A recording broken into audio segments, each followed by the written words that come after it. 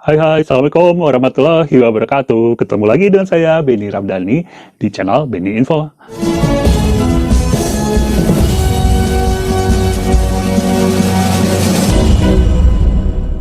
Guys, kali ini saya akan membahas dan menjawab pertanyaan teman-teman nih ya, yang ingin tahu gimana sih tipsnya supaya kalau kita menulis itu dan ingin menyampaikan pesan itu nggak kerasa berceramah, nggak kerasa menggurui, nggak kerasa didaktis. Ya, emang ada sih caranya ya, tapi nggak gampang juga. Oke, kenapa hal ini harus kita pelajari? Karena sebagian kritisi, sebagian pembaca juga, itu paling nggak suka kalau diceramahi, apalagi kalau ngena langsung ke dia ya. Ini baca buku mau niatnya apa, tapi malah diceramahi ya. Udah tadi diceramahi oleh ustadz, oleh guru, oleh orang tua, sekarang baca buku masih diceramahin. Gitu kali ya. Oh, no. Oke, sebelum saya berikan tipsnya, jangan lupa untuk subscribe dulu channel ini. Ya, terima kasih banyak yang udah mendukung berkembangnya channel ini supaya makin banyak viewernya, makin banyak subscribernya. Oke, langsung aja kita cek tidak.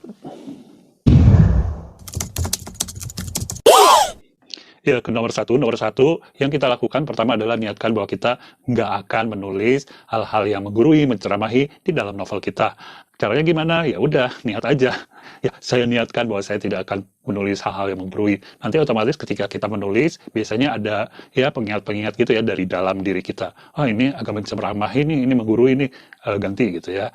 Tapi kalau itu sulit, ya biarkan aja kalian nulis aja draft 1 sampai selesai. Nanti kan ada proses self-editing. Pada saat self-editing itu, itu bisa dihapus atau diganti, terserah kalian. Yang jelas harus istiqomah dari awal sampai akhir. Kadang-kadang saya baca nih ya, dari depannya oke, nggak ada penceramah mengguru, pas di belakangnya dia nggak kuat ya, nggak kuat iman. Dia mulai berceramah setelah ceritanya selesai. Nah, itulah yang terjadi. Jadi pembaca kita jangan sampai berbuat hal yang merugikan orang lain. Tetaplah menjadi diri sendiri tanpa merugikan orang lain. Nah, itu udah menceramahi sebenarnya ya. Di ujung-ujung biasanya banyak sekali cerita, novel ya, cerpen juga yang ditutup atau di-closing dengan kesimpulan, tapi isinya ceramah. Pernah baca kan yang kayak gitu? Oke, kita langsung ke nomor 2. Nomor 2 ini adalah show don't tell. Betul. Nah, ini sebenarnya show don't tell ini sering saya bahas ya. Jadi udah tahu ya. Show don't tell itu ya tunjukkan, jangan diomongin gitu, jangan dimasukin ke dalam kalimat secara umum gitu ya. Yang paling gampang misalnya kalian hendak mengatakan bahwa si cowoknya ini sangat berkorban, rela berkorban, sehingga dia melakukan apa saja. Nah, itu jangan dibuat seperti itu, tapi diceritain aja apa aja pengorbanan yang dilakukan. Nah, atau ketika kalian ingin menceramahin, oh pacaran itu tidak sehat, tidak baik, tidak oke. Tapi kalian menceritakannya kebalikannya, keindahan pacaran, terus mesranya, romantisme, kayak gitu ya.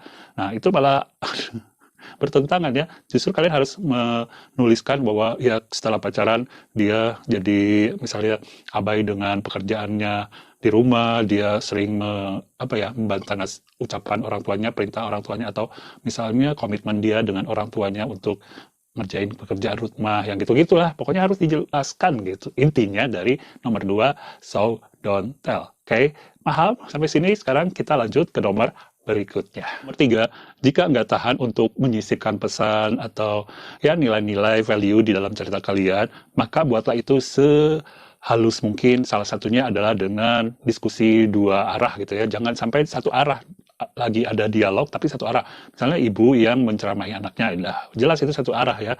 Jadi caranya gini, jika kalian situasinya kita contohkan aja ya, ada seorang anak dia ingin ke pesta malam-malam. Nah, pasti dong ibunya cemas dan akhirnya dia melarang atau menasihati gitu ya. Kamu nggak usah ke sana, nanti kamu akan gini-gini. Nah, itu isinya udah menceramai, menggurui, dan pembaca biasanya nggak suka hal-hal kayak gitu. Coba ubah polanya menjadi sebuah diskusi, sebuah dialog dua arah ya. Hal satu arah bukan dialog namanya, monolog ya. Nah, jadi si anaknya itu misalnya izin ke ibunya, dialognya kita ceritakan kayak gitu. Nah, ibunya itu jangan menceramahi, tapi diajak misalnya, memangnya kamu kira-kira udah siap kalau terjadi hal-hal yang buruk ketika pergi ke pesta? Ah, mama, kok malah mendoakan hal yang buruk? Ya, coba sekarang mama mau tanya ya, kira-kira kalau ke pesta malam hari, apa aja sih yang bisa terjadi? Ya, sepengetahuan kamu aja, yang pernah kamu baca, kamu nonton di film gitu. Nanti kan si anaknya berpikir, jadi nggak ada diceramahin. Ya, gitu. Jadi buat adegan dialog yang harmonis gitu ya, antara yang biasanya yang ceramah kan dari orang tua ke ke anak, guru ke murid, pokoknya yang lebih senior lah ya. Kadang-kadang ada juga sih yang berceramah itu yang seumuran. Ini lebih parah lagi. Oke, sekarang kita ke nomor 4. Ya, sisipkan humor. Jadi ketika memperhalus ceramah itu bisa dengan cara menyisipkan humor ya. Cara paling gampang itu misalnya disindir. Nah, gini aja deh contohnya kenapa saya bilang dengan humor. Kalau kalian nih suka mendengar ceramah-ceramah ustadz gitu ya, siraman rohani, mana yang kalian lebih sukai? Yang ceramahnya dengan wah berapi-api kemudian mengancam gitu ya. Apa yang dengan cara santun, halus, terus ada humor-humornya, bikin kita bahagia mendengarnya. Nah, kalian pilih. Kebanyakan akan memilih yang penuh humor ya, makanya ustadz atau pemuka agama yang disukai dan banyak umatnya itu biasanya yang humoris. Itu aja cara belajarnya. Gitu juga kalau kita jadi penulis. Cobalah kalau punya nilai, pesan yang ingin disampaikan bungkus dengan humor. Ya, guys, sekarang kita ke nomor 5, betul. Nah, nomor 5 itu, gimana juga kita menyampaikan pesan dan nilai dengan cara yang tidak menceramahi, menggurui. Caranya adalah menggunakan gaya bahasa, menggunakan majas. Ya, tinggal pilih aja mau yang perbandingan, mau yang ironik ya, nyindir-nyindir, tapi nggak menceramahi. Dan apa misalnya lagi, perbola gitu ya, dengan sedikit lebih-lebihin dikit, berlebihan gitu. Yang nanti sih ujung-ujungnya menggiring ke humor. Misalnya gini, kalau situasinya si anak senang bangun kesiangan gitu ya, ada remaja bangun kesiangan, sering bangun kesiangan karena sekolahnya, padahal dia jadi terlambat. Nah, daripada si ibunya ceramahin, kamu jangan kesiangan, gini, jangan bangun siang-siang, gini-gini, lebih baik diselipkan dialog yang penuh humor. Misalnya kayak gini, kamu tuh ya bangun kesiangan, udah tahu kalau bangun kesiangan rezekinya tuh dipatok ayam Pak RT. Nah, bayangin patok ayam satu aja udah habis rezeki kamu. Ayam Pak RT itu ada banyak, ada 100. Bayangin rezeki kamu habisnya berapa banyak gitu. Ya model kayak gitu ya, dilebih-lebihkan pakai gaya bahasa dan bisa juga digabung dengan humor. Nah, saya mau kupas tentang menggabungkan. Jadi 5 itu bisa juga penggabungan sebenarnya ya. Gaya bahasa campur humor, humor campur diskusi ya. Pokoknya dibalutlah semuanya ini. Gimana caranya kalian sebagai penulis tentu saja bisa belajar mengeksekusinya. Sehingga semua kalimat, semua pesan-pesan itu blending dan tersampaikan tanpa pembaca merasa diceramahi. Oke, semuanya. Gimana? Masih penasaran? Masih ada yang ingin ditanyakan?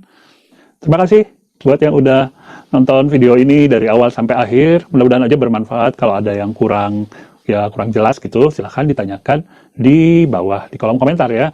Dan kita akan bahas lagi tema-tema atau tips penulisan lainnya di video berikutnya. Jangan lupa untuk subscribe channel ini yang belum subscribe. Dan sampai ketemu di video berikutnya. Assalamualaikum warahmatullahi wabarakatuh.